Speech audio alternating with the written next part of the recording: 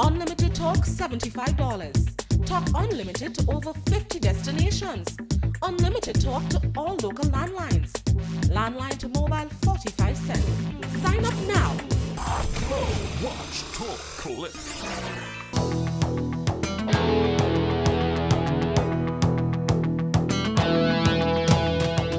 This is CC6 News Night Weekend Review for September 10th to September 15th, 2012. It was a week in which ex-prisoner Shimron Ben was removed from a home for elderly where he had become a menace. The opposition predicted that the Prime Minister and political leader of the ruling party would lose his seat in the next election, and an agreement was signed for construction of a wind farm in Carriacou. In sports, new dates set for the popular Wagiti football tournament. Stay with us to bring you details when we return. Sudden Waste Limited offers professional septic tank clearance at unbeatable prices. At Sudden Waste Limited, you dump it, we pump it, and we also disinfect it. Located in River Road, St. George's next to Steve's Auto, Sudden Waste Limited for professional septic tank clearance. Also available, portable toilets, garbage collection and garbage bins. Call us today, 435-DIRT. That is 435-3478. Sudden Waste Limited. You dump it, we pump it. Unlimited talk, $75. Talk unlimited to over 50 destinations. Unlimited talk to all local landlines. Landline to mobile, 45 cents. Sign up now. Watch, talk, click. At Scotiabank, we offer a number of borrowing solutions to make home ownership work for you. It all starts with a conversation. For the right mortgage advice, come in and talk to us. Scotiabank. Discover what's possible.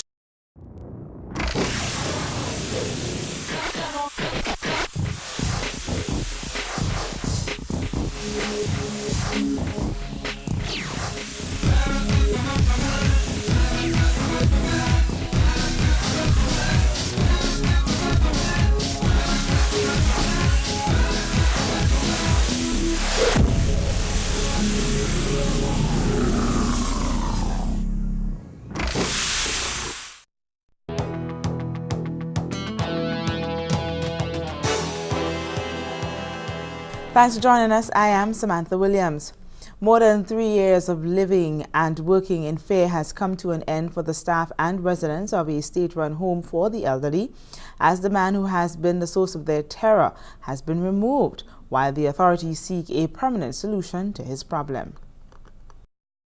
There is good news for staff and residents at the Richmond home, as ex-prisoner Shimron Ben has been removed from the institution. The news is not so good for the Mungay Mental Health Hospital, however, as Ben will be placed there for at least a week until a permanent solution is found. Shimron Ben, who was in prison on burglary and wounding charges, was shot in what was said to be an escape bid some 3 years ago, and the injury he received left him paralyzed from the waist down. The case against him was discontinued, and he was discharged from prison and placed at the Richmond home. Since then, staff and residents have been living in fear, as Ben proved violent and constantly harmed and threatened both staff and residents. Police had to be called in several times, and over the past weekend, Ben struck again, injuring one of the patients who is blind. Permanent Secretary in the Ministry of Health, Isaac Bagwan, confirmed the incident. Yes, it is in fact confirmed. We've just gotten the report that this incident would have happened over the weekend. He have apparently inflicted damages to a blind old man, and then he have been hospitalized.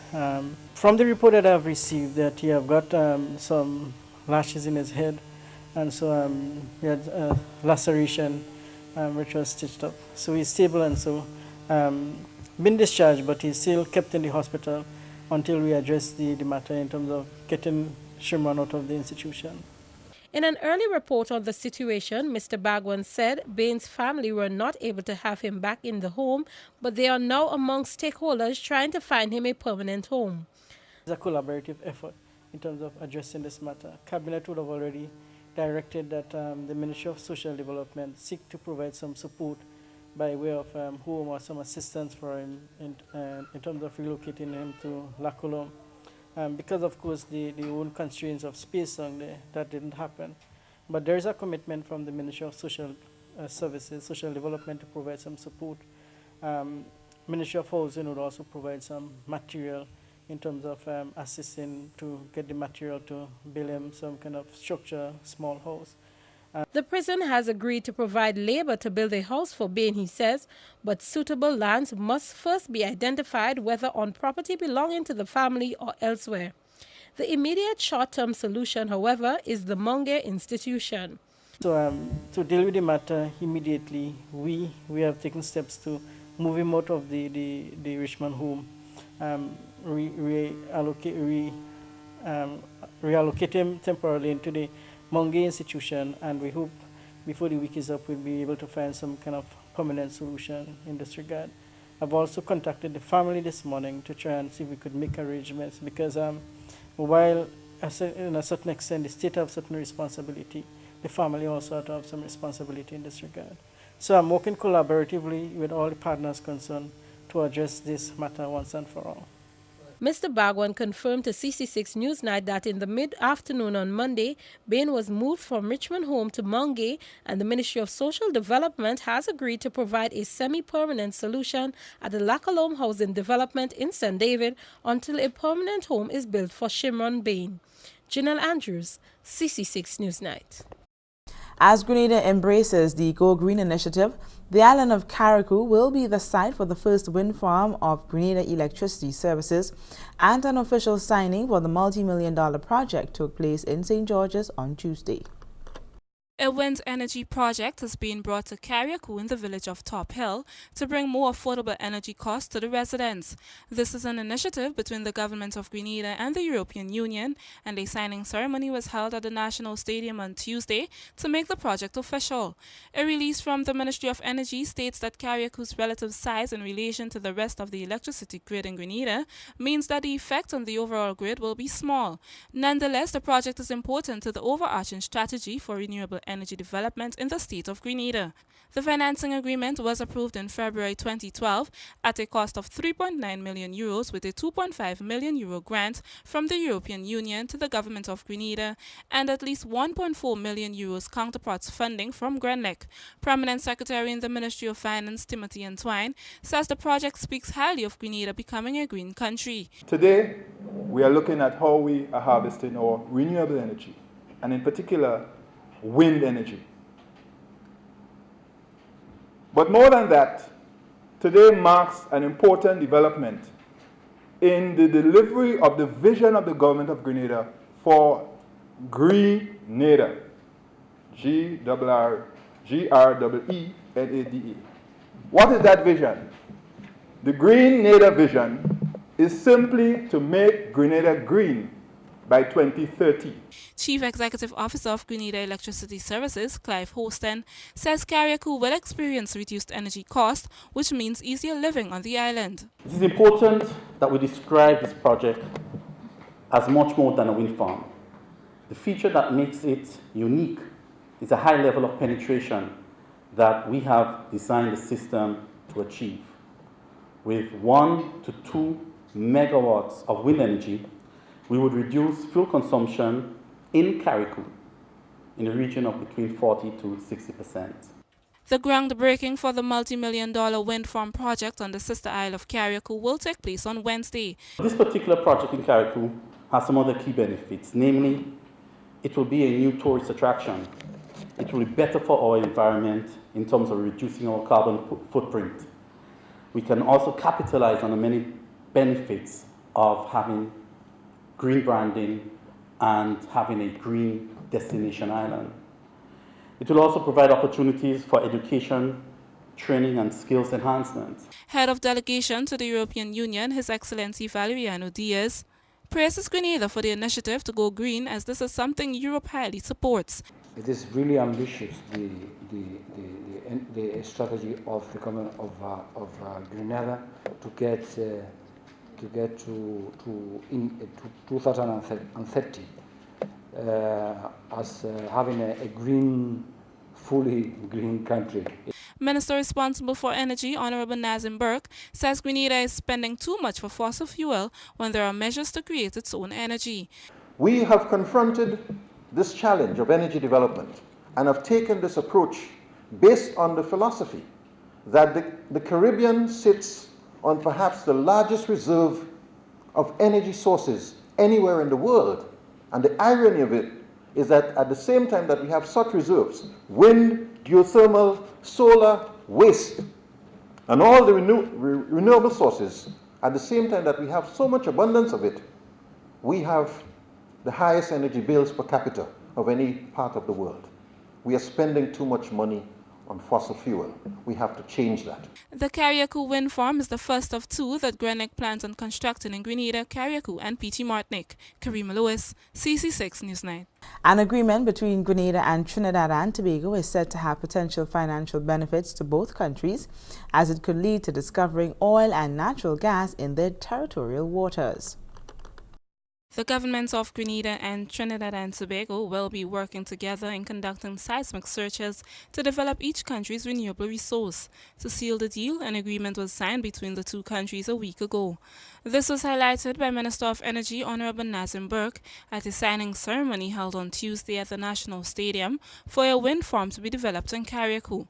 Minister Burke says the agreement follows the signing in April 2010 of a maritime boundary delimitation treaty between the two countries. That said that if there were any circumstances in which resources straddled both sides of the maritime boundary, the countries agreed that they will cooperate to realize any opportunities as far as non-living resources are concerned.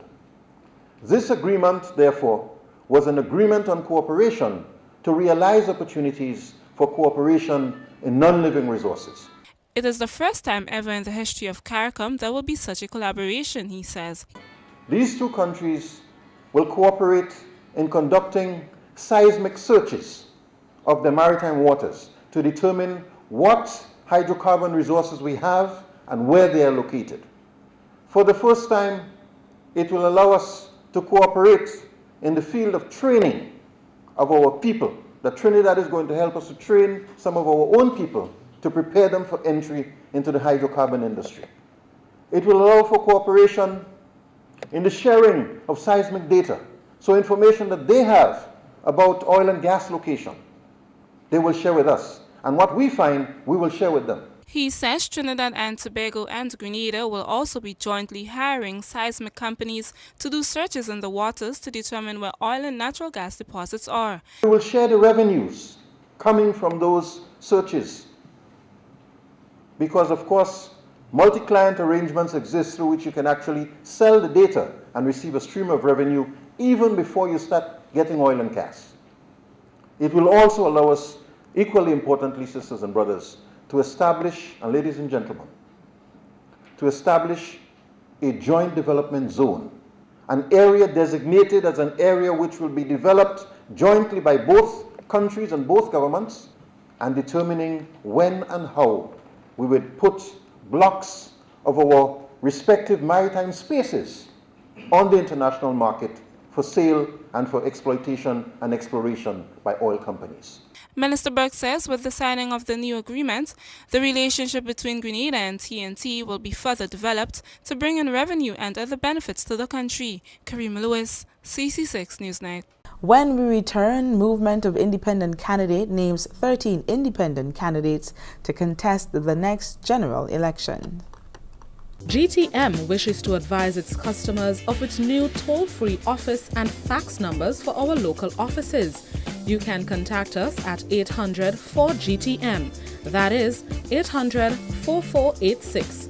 Alternatively, we can be contacted on telephone numbers 232-2351, 232-6456 or 232-0920. GTM, song solid, reliable.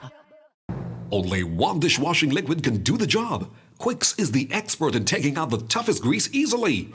You know you can trust it. Quicks cuts grease better, full stop. Superior one-on-one customer service. Phenomenal products customized to your individual style and need. Fast and efficient service are all attributes that have made St. Louis the leading manufacturers of windows and doors for over 30 years in St. Lucia. And we are now pleased to extend our services to you. Try our new single-hung windows, which can be tilted for easy cleaning. Our famous casement windows, which locks with keys for added security. Our gliders, projected aluminum and heavy sliding windows, sliding and commercial doors, commercial shop fronts, and more. Visit us today, building number 19 Frequente Industrial Park, St. George's, or call us at 439-6538. Hey, I was just thinking about you, you know. What do you look like? Well built. So what do you look like? I'm a bit of a looker. I'm a decent cook. And I'm really tidy. So what are you wearing? Too shy to talk? Well, with Digicel's Free After 5, life will never be the same again. Digicel makes communicating much easier and affordable. Plus, you get to talk much longer and for free. Talk for 5 minutes on any local Digicel call and get the rest of the hour absolutely free. That's 55 free minutes. So go ahead, make that call and keep talking. Free After 5, shaking things up since 2010. Digicel, the bigger, better network.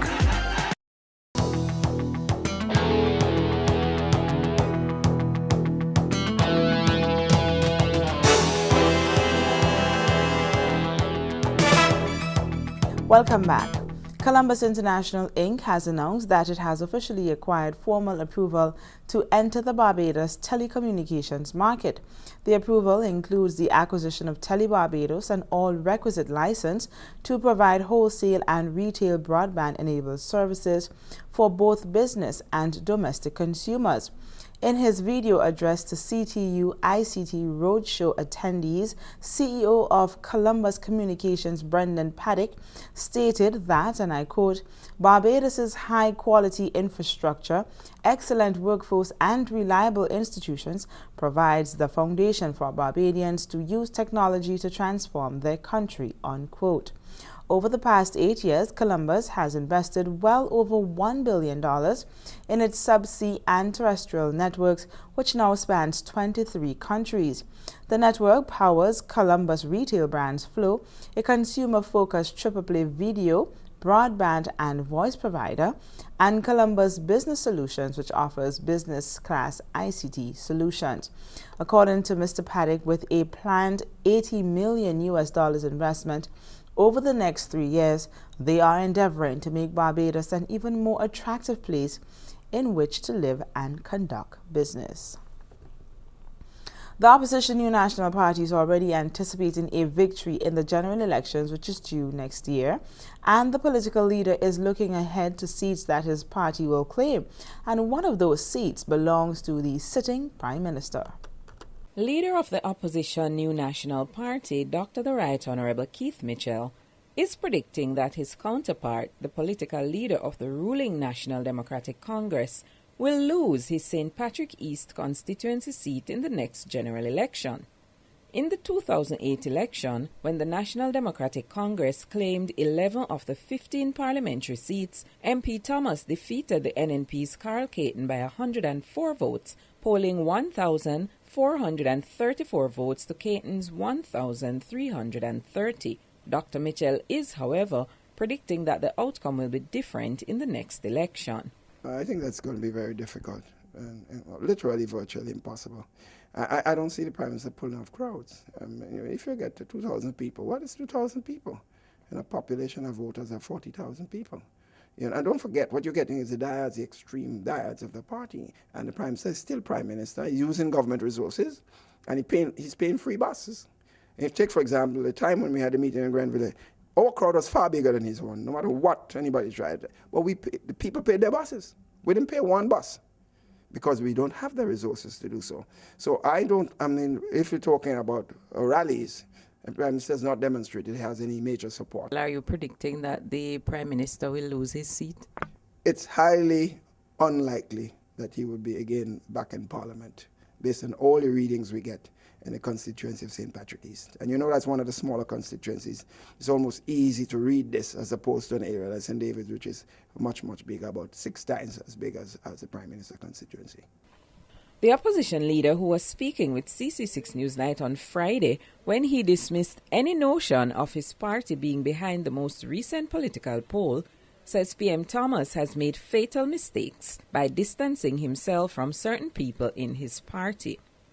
Constituency by constituency, you can see even the Prime Minister constituency is highly unlikely that the Prime Minister would emerge victorious in his own seat, in his own constituency. So I am not worried about poll. I'm not worried about the NDC. I believe the Prime Minister has marginalized some of the most popular elements of his own party. And if you could get rid of Peter David and you don't have him around, I think you have reduced significantly the amount of votes that your party will get. But that's good for us that he has done it, so I thank him. The Honourable Peter David, who has twice won the town of St. George seat for the NDC in the 2008 elections, overcame the NNP's Brenda Hood by 297 votes, amassing 1,445 votes to Miss Hood's 1,148. David is one of 3 MPs to have resigned from the Tillman Thomas cabinet, while a 4th was fired.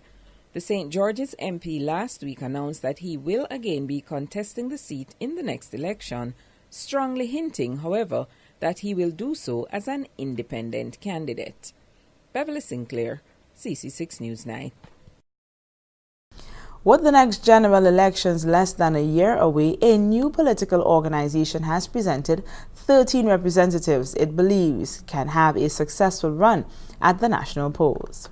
The movement of independent candidates presented a slate of 13 representatives to residents on the sister Isle of Carriacou on Sunday in Hillsborough, as the organization prepares for the next general elections, which are due next year. The presentation was made during the MIC's super rally dubbed Carriacou and Petite Martinique Make Your Demands Now. Founder of the MIC, Abdurrahim Jones, says during the last 8 weeks, members of the organization went to various villages throughout the country, scouting for candidates and seeking recommendations from the people.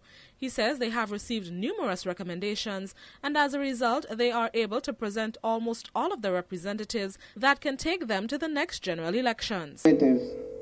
Really, we were searching for a nice balance of prominence and grassroots, experience and youthfulness.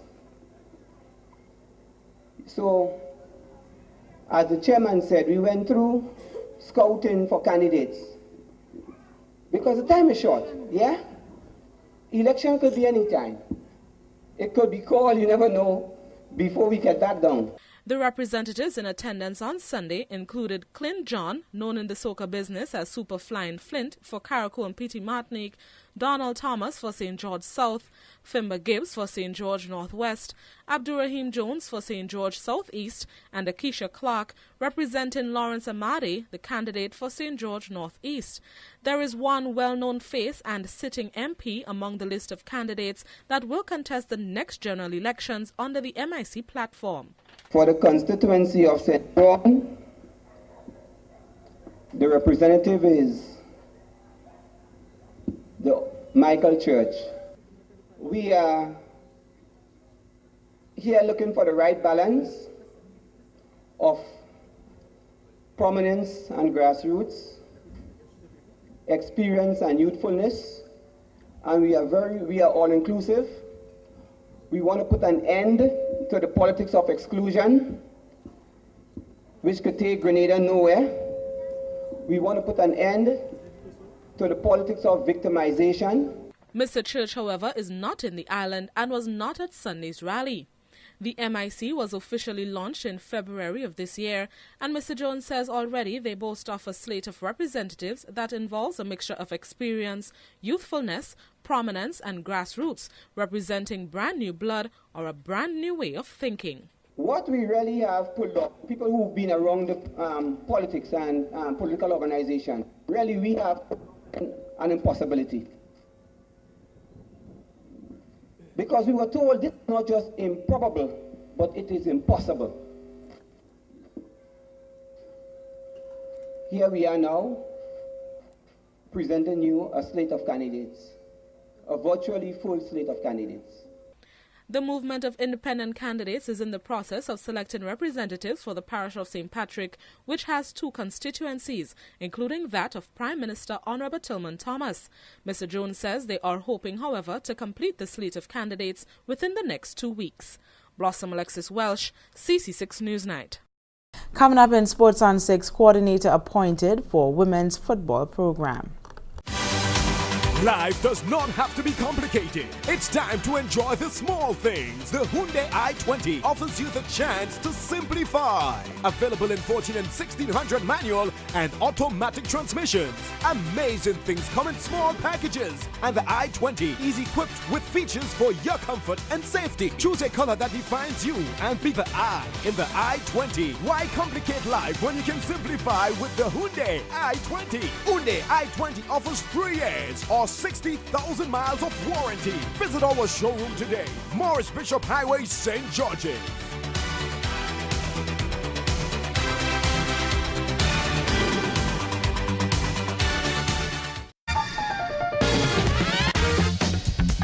Hello, I'm Chef Didier and welcome to Meals in a Minute, brought to you by the Baron Gourmet Collection.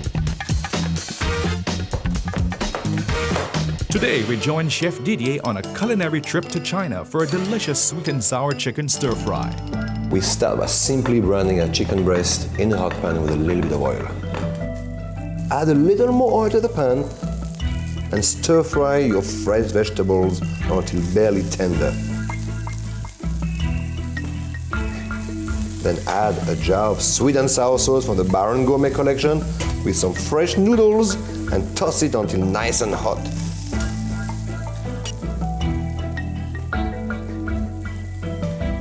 And now you are ready to enjoy your sweet and sour stir fry. We hope we can inspire your next meal in minutes with the Baron Gourmet Collection. Baron, we make food tasty.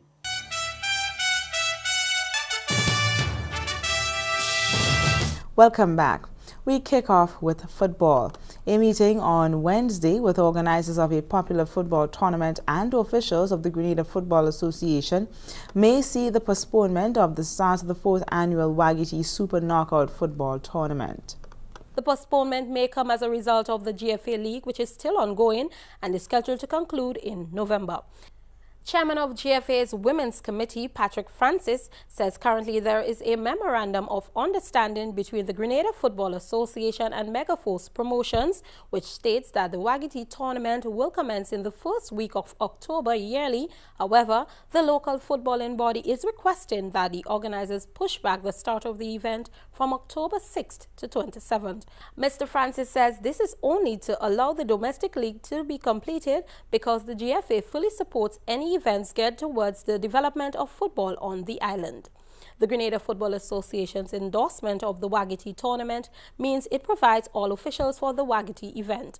President of the GFA, Chenny Joseph, says he has not yet met with the organizers of the Wagiti football tournament on the matter.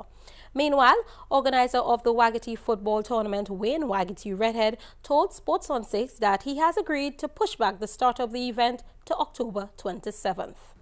With hopes of advancing women's football on the island, the Grenada Football Association has appointed a new coach and women's football program coordinator. Veteran football coach Franklin Nat Simpson has been selected by the local football governing body to head the GFA's women's program. President of the GFA, Mr. Chenny Joseph, says he is happy to see the association finally executing this part of its plans. As head of the GFA's women's program, the veteran coach and former coach of the national youth and senior teams will supervise and administer the GFA women's football program, including players, trainers, managers, assistant coaches, and volunteers. Coach Simpson, who has a wealth of experience under his belt, will also serve as head coach of the women's national team, football summer camp, women's grassroots program, and make recommendation to the Women's Committee for the hiring of coaching staff. He's expected to partake in all GFA women's community programs and fundraising initiatives, likewise prepare daily practice sessions and competition strategies within the span of an annual training plan. More football news of a special kind now with Janelle Andrews. The Jason Roberts Foundation is conducting a series of physical education sessions for children with special needs across the island. The program, which began on Monday in St. Andrew, moved to St. Mark on Tuesday and at the Lions playing field in St. George on Wednesday.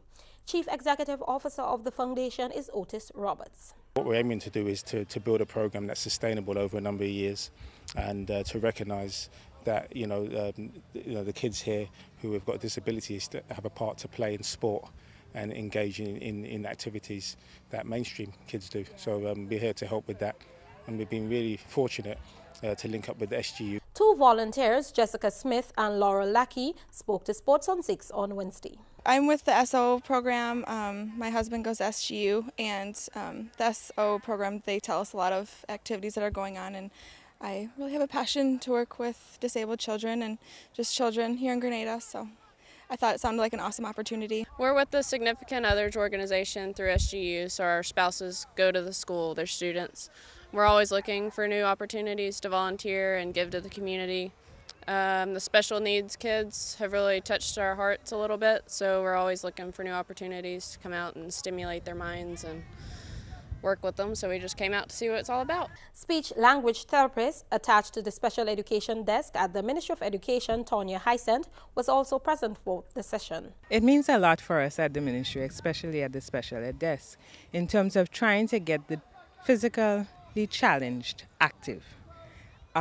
We all know physical education is a major part of education, and for us it gives a lot that the Jason Roberts Foundation saw it fit to come in and give teachers and the children tips of what they can do to be fit and active. This session is being facilitated for the third time by qualified special needs coach from the United States, Rob Burson. The initiative is a collaborative effort of the St. George's University, Ministry of Education and Digicel. And finally, the Grenada Triathlon Association is preparing to host its annual general meeting in the month of October. Vice President of the association, Mark DeCall, says they expect a bigger turnout this year's meeting than previous years, especially from young, fresh minds. He says at present there are no new nominations for any of the executive positions. However, they are willing to take any help they can get as expectations are high for this year's meets. The people that are on the board, for the most part, are happy to stay on the board.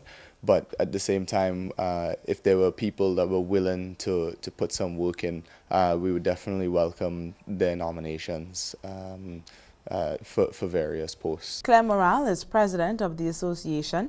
Secretary is Inga Karasek. Treasurer Elizabeth DeCall. Assistant Secretary Treasurer Amber Larson.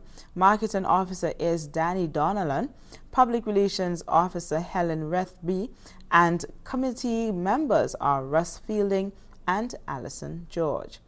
That's all we have for you in Sports on 6. We recap the headlines next. Still struggling to stream content? Get Flow Broadband. With the most affordable rates on the fastest speeds around, you click and stream all the content you want smoother than ever. Flow, watch, talk, click. Recapping the headlines, it was the week in which ex-prisoner Shimron Ben was moved from a home for the elderly where he had become a menace. The opposition predicted that the Prime Minister and political leader of the ruling party will lose his seat in the next election, and an agreement was signed for the construction of a wind farm in Carriacou. In sports, new date set for the popular Wagiti football tournament. That brings us to the end of CC6 Newsnight Weekend Review for September 10th to September 15th, 2012. Top stories from CC6 Newsnight can also be seen on our Facebook page, Flow Community Channel 6. On behalf of the news team, I'm Samantha Williams, thanking you for joining us.